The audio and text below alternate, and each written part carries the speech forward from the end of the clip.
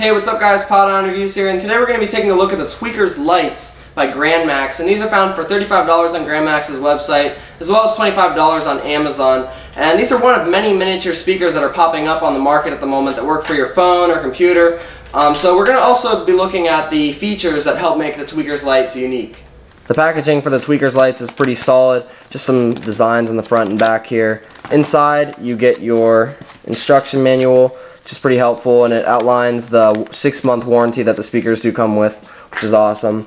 And there's also a traveling case to put the speakers in to make them extra portable, as well as a USB charging cable. That'll also work with the adapter, the USB adapter that the speakers come with, but it also works with other adapters as well. And then of course you have the speakers themselves. And the design for these speakers is actually really neat. They just slip apart like that and they're held together by magnets. And on the bottom here you also have friction pads so they don't slip around in those heavy bass songs. So they still do somewhat, so you got to watch out for them if you're playing anything on loud volume. But they come apart like that to increase the bass a little bit. You have your volume rocker right here, as well as a micro USB cable which attaches with this one right here. And another thing that's neat about these Tweakers Lights is that they have a retractable cable, so it just goes right in. You don't have to manage your cables or make sure you have them all in your bag with you, but you just plug those up together and you get some nice stereo sound, which is pretty great as well. And you also have your auxiliary cable to plug into your phone or iPod to start playing music.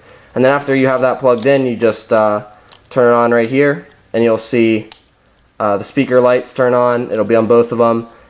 This light turn on and you're set. Inside the speakers themselves is also a battery, and I'm not sure what it's rated at, but most speakers this size it's rated at about 3 to 4 hours. And up top here you also have a 1.7 watt speaker in each one. I'm not sure why the company didn't just go with 2 watts to make it pretty standard and a little bit louder, but that's what they did.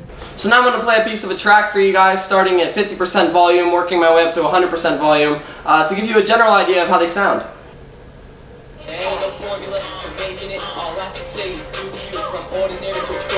Now all these views on YouTube, what they expect, I'm passing that. They said I can't, I laughed at that.